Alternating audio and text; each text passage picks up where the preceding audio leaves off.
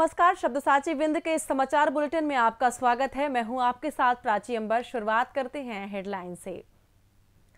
एपीएसयू रीवा के छात्रावास में सीनियर मुस्लिम छात्रा ने जूनियर को पीटा। एबीवीपी ने किया उग्र प्रदर्शन। रीवा में आईजी ने पुलिस लाइन का किया वार्षिक निरीक्षण, कराया बलबा नियंत्रण का अभ्यास। रीवा के श्यामशाह मेडिकल कॉलेज में 2026 से शुरू होगा डीएम कार्डियोलॉजी कोर्स।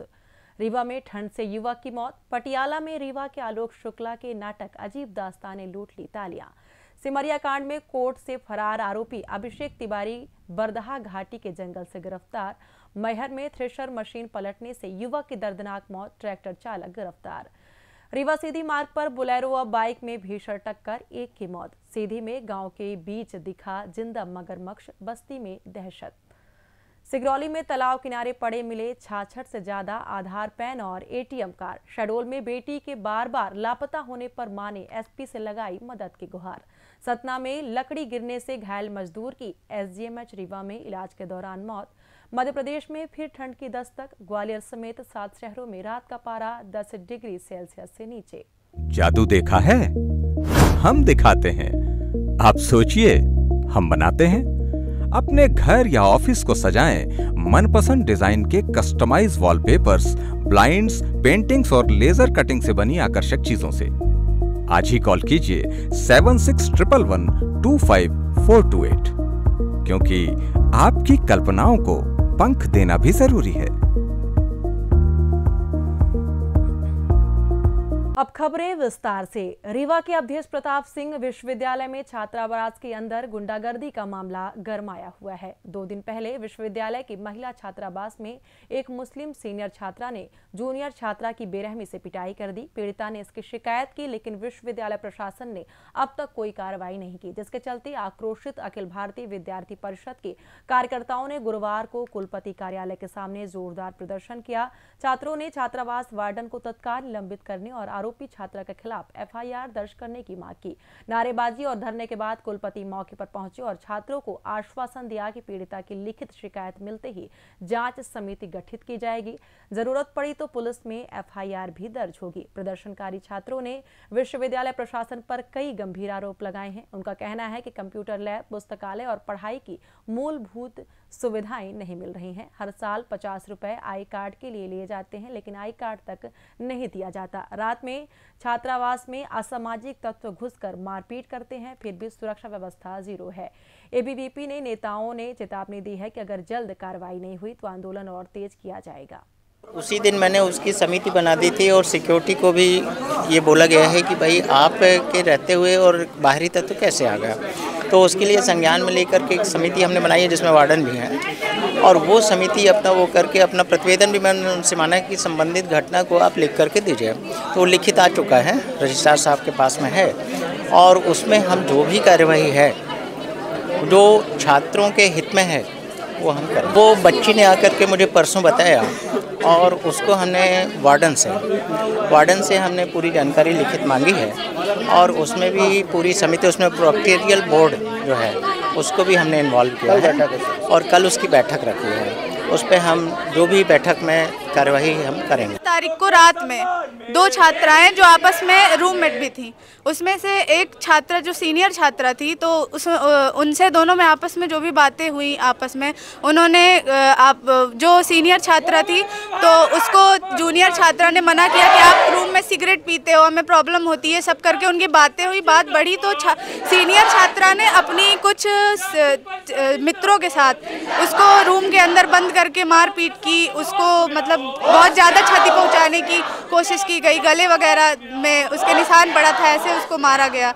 तो इसीलिए इसकी सुरक्षा की जवाबदारी किसकी होती है, इसी वजह से यहाँ पे हम एकत्रित हुए हैं। इस समय से देखा जा रहा है कुलगुरु महोदय की तानाशाही बढ़ती जा रही है।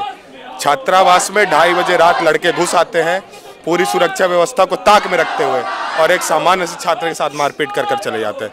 वैसे ही छात्रावास में ऐसे विषय उठकर आते हैं कि एक छात्रा को एक रूम में बंद कर मारा जाता है। तो ये बात स्पष्ट है कि आज विद्यार्थी परिषद तब तक नहीं उठेगा जब तक दोनों छात्रावास के वार्डनों को वहाँ उनके पद से हटाया नहीं जाएगा, और जो ये छात्रों की समस्याएं, स्कॉलरशिप, कंप्यूटर लैब, वॉशरूम की समस्या, जब तक इनका निराकरण नहीं होगा आज तब तक ये कोई भी छात्र नहीं उठेंगे। रीवा जोन की आईजी गौरव राजपूत ने गुरुवार को जिले की पुलिस लाइन का पूर्ण वार्षिक निरीक्षण किया। सुबह जैसे ही आईजी पुलिस लाइन पहुंचे, पूरा parade ground guard of honour की सलामी और बैंड की धुन से गूंज उठा। इसके बाद मैदान में दमदार मार्च पास्ट हुआ और फिर शुरू हुआ हाई वोल्टेज बलवा नियंत्रण ड्रिल। आंसू गैस के गोले छोड़े गए, लाठीचार्ज का अभ्यास हुआ, शील्ड फॉर्मेशन बनाई गई और काल्पनिक दंगाइयों को काबू करने की पूरी रणनीति का जीवन प्रदर्शन किया गया। आईजी स्वयं मैदान में डटे रहे, हर मोर्चे पर नजर रखी और पुलिसकर्मियों को दंगे जैसी विकट स्थिति में त्वरित निर्णय लेने के टिप्स दिए। निरीक्षण के दौरान पुलिस वाहनों की लाइन लगाकर एक एक वाहन की बारीकी से जांच की गई। आईजी ने सभी दंगा नियंत्रण वाहनों के शीशों पर लोहे की मजबूत जालियां तुरंत लगवाने के सख्त निर्देश दिए ताकि पथराव से जवानों की सुरक्षा सुनिश्चित हो। पुलिस दरबार में आईजी ने खुलकर बात की। कर्मचारियों ने अपनी समस्याएं रखी, जिन्हें सुनकर आईजी ने कहा, आपकी हर जायज मांग को प्राथमिकता से पूरा किया जाएगा। अंत में आईजी गौरव राजपूत ने कहा, आज का दौर चुनौतीपूर्ण है। कानून व्यवस्था को मजबूत रखने के लिए हमें शारीरिक और मानसिक रूप से हर पल तैयार रहना होगा, कोई कोर कसर नहीं छोड़नी है। वार्षिक निरीक्षण में रीवा एसपी, अतिरिक्त एसपी सहित पुलिस लाइन के समस्त अधिकारी कर्मचारी उपस्थित रहे। पूरे कार्यक्रम के दौरान पुलिस लाइन में अनुशासन और जोश का अनूठा संगम देखने को मिला। विंध्य क्षेत्र के सबसे बड़े सरकारी अस्पताल संजय गांधी चिकित्सालय से संबंधित श्यामशाह मेडिकल कॉलेज को जल्द ही सुपर स्पेशलिटी का दर्जा मिलने जा रहा है। नए साल यानी 2026 से यहां डीएम कार्डियोलॉजी कोर्स शुरू होने वाला है। कॉलेज प्रशासन ने इसके लिए सभी जरूरी तैयारियां पूरी कर ली हैं। कार्डियोलॉजी विभाग अध्यक्ष डॉक्टर वीडी त्रिपाठी ने बताया कि रीवा का कार्डियोलॉजी विभाग मध्य प्रदेश का पहला सरकारी सुपर स्पेशलिटी कार्डियोलॉजी केंद्र है, जहां प्रदेश में सबसे अधिक एंजियोप्लास्टी और हृदय सर्जरी की जा रही है।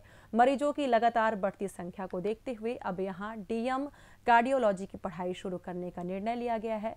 यदि सभी औपचारिकताएं और मंजूरियां समय पर पूरी हो जाती हैं तो सत्र 2026 से 5 सीटों पर डीएम कार्डियोलॉजी कोर्स प्रारंभ हो जाएगा। इससे न केवल मरीजों को उच्च स्तरीय एवं किफायती इलाज मिलेगा, बल्कि सुपर स्पेशलिटी कार्डियोलॉजिस्ट की राज्य स्तरीय कमी भी दूर होगी। फिलहाल मेडिकल कॉलेज में केवल पीजी कोर्स के संचालित हो रहे थे। डीएम कोर्स शुरू होने के बाद श्यामशाह मेडिकल कॉलेज मध्य प्रदेश के चुनिंदा सुपर स्पेशलिटी शिक्षण संस्थानों में शामिल हो जाएगा, जो विंध्य क्षेत्र के लिए गर्व की बात होगी।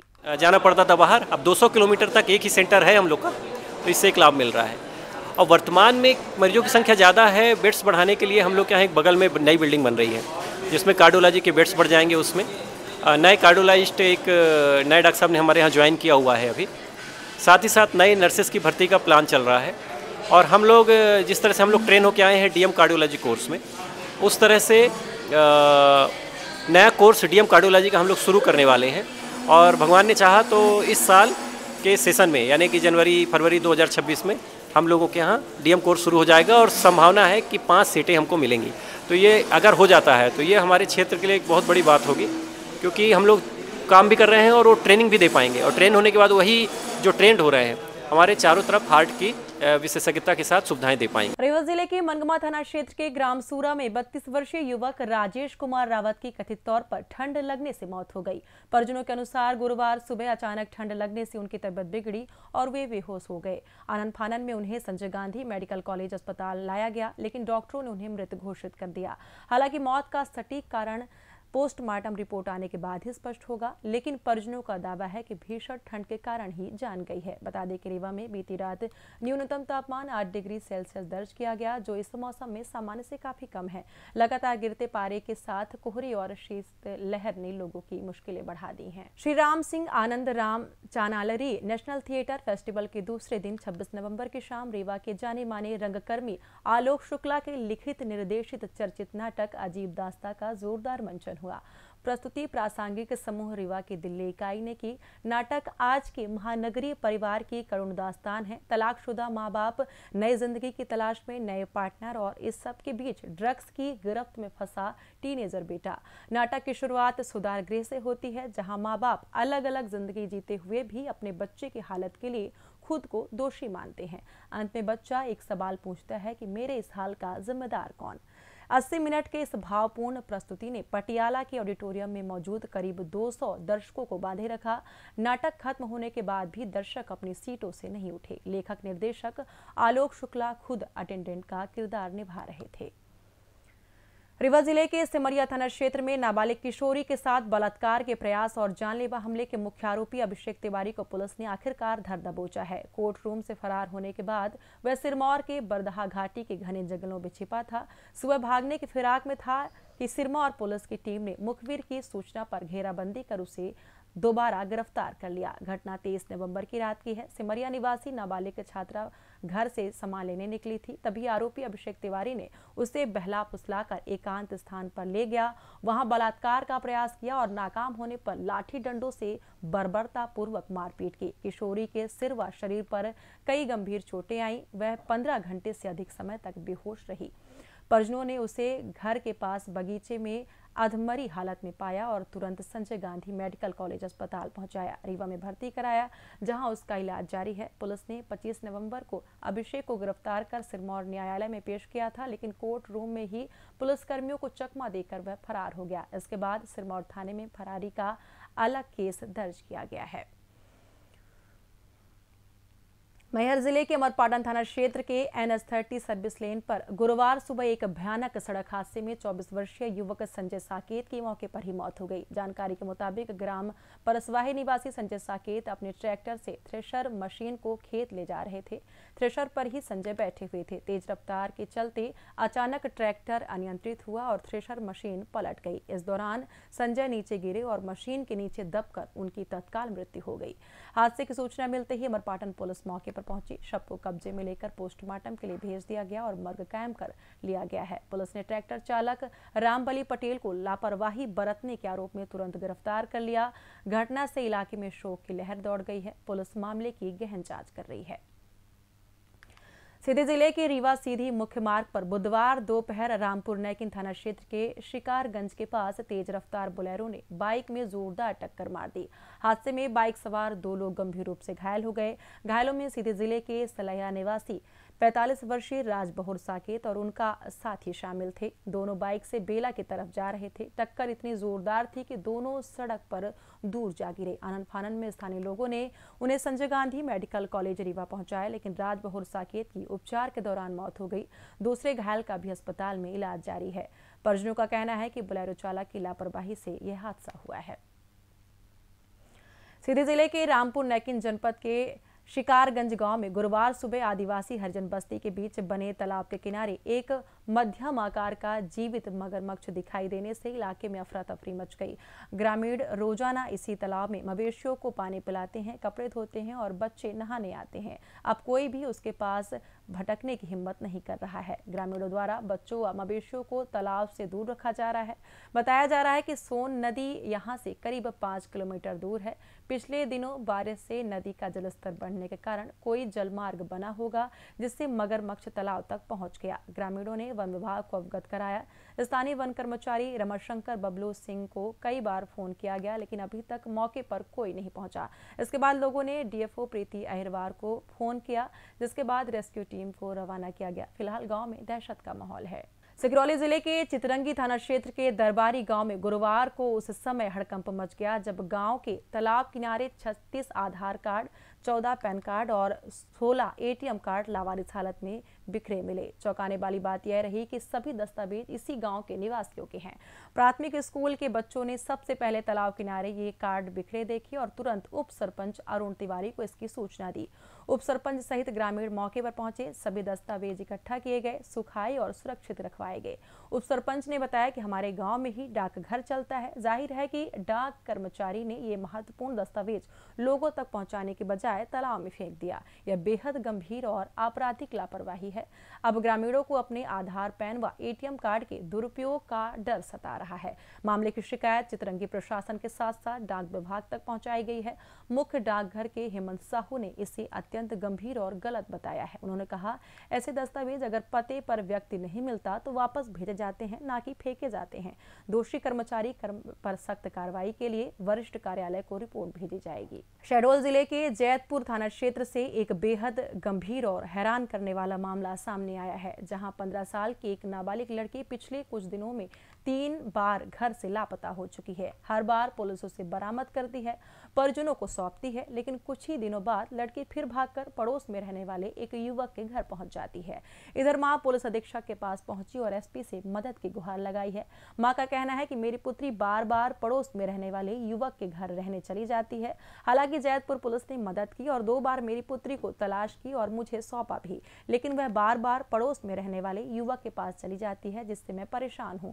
वह लोग मेरी बेटी से मजदूरी करवा रहे हैं। बहरहाल पुलिस तीसरी बार नाबालिग की तलाश कर रही है और संभावित शोषण के कोड से गंभीरता से जांच में जुटी हुई है। सतना जिले के कोलगवा थाना क्षेत्र के बढ़ाया टोला निवासी 38 वर्षीय मजदूर लल्लू कोल की बुधवार देर रात संजय गांधी अस्पताल में मौत हो गई। जानकारी के मुताबिक बुधवार दोपहर सतना की एक टिम्बर फैक्ट्री में लकड़ी उतारते समय उस पर भारी लट्ठा गिर गया, जिससे वह गंभीर रूप से घायल हो गया। साथ ही मजदूरों ने आनन फानन में उसे सतना जिला अस्पताल पहुंचाया। हालत गंभीर देख डॉक्टरों ने तुरंत रीवा रेफर कर दिया। रीवा लाते समय ही उसकी स्थिति और बिगड़ गई। अस्पताल पहुंचने के कुछ ही घंटे बाद इलाज के दौरान उसने दम तोड़ दिया। मृतक की पत्नी और 3 छोटे बच्चों सहित परिजनों का रो रो कर बुरा हाल है।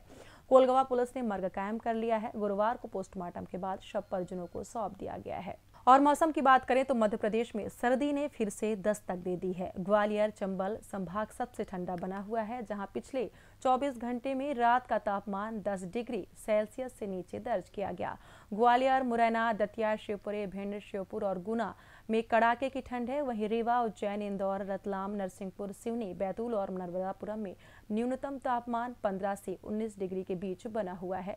दिन में भी मौसम का दोहरा चेहरा दिख रहा है। कुछ शहरों में हल्की धूप राहत दे रही है, तो वहीं बादल और ठंडी हवाओं ने कपकपी छुड़ा रखी है। मौसम विभाग के मुताबिक अगले 2 दिनों तक ऐसा ही उतार चढ़ाव रहेगा, लेकिन 30 नवंबर से पश्चिमी विक्षोभ के असर और उत्तर से ठंडी हवाओं का प्रवेश से रात का पारा तेजी से लुढ़केगा और पूरे प्रदेश में कड़ाके की सर्दी शुरू हो जाएगी। इसी के साथ ये समाचार बुलेटिन समाप्त हुआ। कल फिर मिलेंगे नई खबरों के साथ। जुड़े रहिए शब्दसाची विंध्य से, और विंध्य से जुड़ी तमाम खबरों के लिए हमारे चैनल को सब्सक्राइब कर दें। अपने आसपास की खबरें हम तक पहुंचाने के लिए स्क्रीन पर दिए गए नंबर पर आप संपर्क कर सकते हैं। धन्यवाद।